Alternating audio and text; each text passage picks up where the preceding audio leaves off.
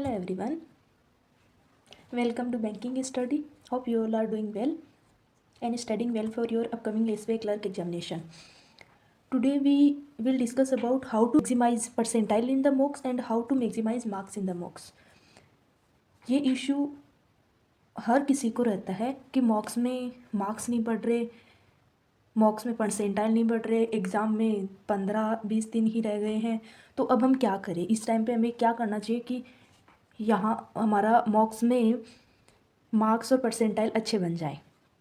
तो इसके लिए मेन जब देखा जाए ना तो मॉक्स में परसेंटाइल मोस्टली 85 प्लस ही रहने चाहिए, और मार्क्स तो मॉक टू मॉक वेरी करता है। किसी मॉक्स जो हार्ड हो तो उसमें कम भी हो सकता है और मॉक्स ईजी हो तो उसमें ज़्यादा भी हो सकता है, बट परसेंटाइल 85 प्लस होना ही चाहिए। इसके लिए ये है कि हम क्या इस टाइम पे क्या स्ट्रेटजी अपनाएं कि हम अच्छा स्कोर कर पाएँ और बेटर परसेंटाइल भी आए और जो फाइनल एग्ज़ाम हमारा हो उसमें हम अच्छा परफॉर्म कर पाए। तो उसके लिए आप एक मेथड बताती हूँ मैं, वो आप अप्लाई करके देखो। 10 दिन उस मेथड को अप्लाई करो और उसके बाद में आप जो नॉर्मल मेथड है उस मेथड से मॉक्स वगैरह सोल्व करके देखो। आपको ड्रास्टिक इम्प्रूवमेंट 100% दिखेगा, क्योंकि मैंने भी ये चीज़ें अप्लाई करी हैं और मुझे इम्प्रूवमेंट मिला है। जो जेन्युइन मैंने एक चीज़ अप्लाई की है जिससे मुझे डेफिनेटली 100% बोल सकती हूँ कि इम्प्रूवमेंट होगा, मुझे भी हुआ और आपको भी होगा। इसके लिए मैं बताती हूँ आपको, जैसे कि हमारे सब्जेक्ट रहते हैं क्वांट, रीजनिंग और इंग्लिश। तो इसके अंदर हमें ये करना है कि मोस्टली इस टाइम पे 2 मॉक देते होंगे सब लोग, या हो सकता है 1 देते होंगे, या हो सकता है कोई 3-4 भी देता होगा।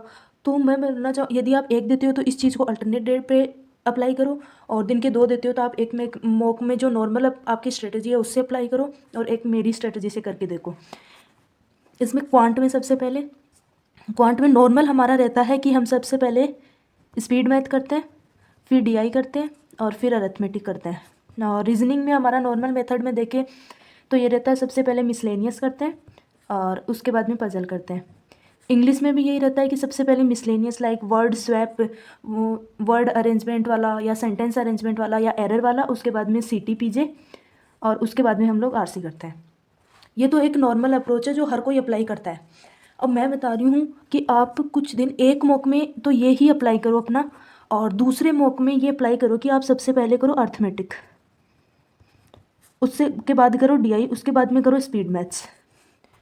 इससे ये तो नहीं है कि आप जो इस अप्रोच के साथ में जो मॉक दोगे ना उसमें ये नहीं होगा कि आपका परसेंटाइल इंप्रूव होगा, लेकिन आप इस अप्रोच से मॉक देने के बाद में इस अप्रोच से मॉक दोगे ना, स्पीड मैथ सबसे पहले बाद में डीआई अर्थमेटिक करोगे, तो इससे आप में इम्प्रूवमेंट यहाँ पर होगा, इसमें होगा इसको अप्लाई करने के बाद में, और आपका एग्जाम में तो डेफिनेटली होगा ही होगा इम्प्रूवमेंट।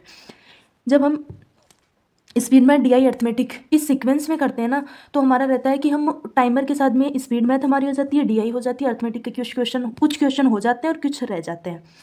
तो हमें अर्थमेटिक के जो क्वेश्चन रह जाते हैं ना, या तो थोड़े से टफर साइड में होते हैं, या होता है कि एग्ज़ाम के प्रेशर की वजह से हमारे वो बन नहीं पा रहे हैं, तो उस वजह से अर्थमेटिक का हमारी वो टाइमर के साथ सोल्व हो ही नहीं रही है, क्योंकि उसको तो हम हर मॉक में लास्ट में ही कर रहे हैं। ये तो नहीं है ना किसी मॉक में पहले करके देख रहे हैं बाद में लास्ट में। और हमारा एक फियर रहता है ना एग्जाम में कि लास्ट में 1-2 मिनट बच जाते हैं, 1 से 1.5 मिनट हमारे पास बच रहा है और अर्थमेटिक का एक क्वेश्चन है हमारे सामने, हमें ये करना है। तो वो मन में रहता है बस टाइम टिक टिक चल रहा है और हमारा अर्थमेटिक का क्वेश्चन जल्दी करना है जल्दी करना है, उस वजह से हमारा वो बन ही नहीं पाता, वो या बनता है तो वो गलत हो जाता है, ये होती है। तो आप सबसे पहले अर्थमेटिक करोगे ना तो अपने अंदर कॉन्फिडेंस आएगा कि हाँ हम अच्छा कर पा रहे हैं, अर्थमेटिक भी आराम से बन जाती है। तो वो एक डर रहता है ना कि लास्ट टाइम में भी हम जब अर्थमेटिक अटेम्प्ट करेंगे ना तो हमारे अंदर वो डर नहीं रहेगा कि हाँ हमें अर्थमेटिक बन नहीं रहा है, हमें है कि हम कर पाते हैं, बट हमने उसको पहले करके देखा है वो उतना ही टाइम ले रहा है, बाद में भी वो उतना ही टाइम ले रहा है, बट वो एक फियर की वजह से बन नहीं पा रहा है। और यहाँ वो जब बनेंगे ना अच्छे से तो यहाँ हमें कॉन्फिडेंस रहेगा, तो यहाँ पर भी वो अपने आप बनेंगे। और इसी तरह से रीजनिंग में है ना, पहले पजल्स करो और उसके बाद में मिसलेनियस करो।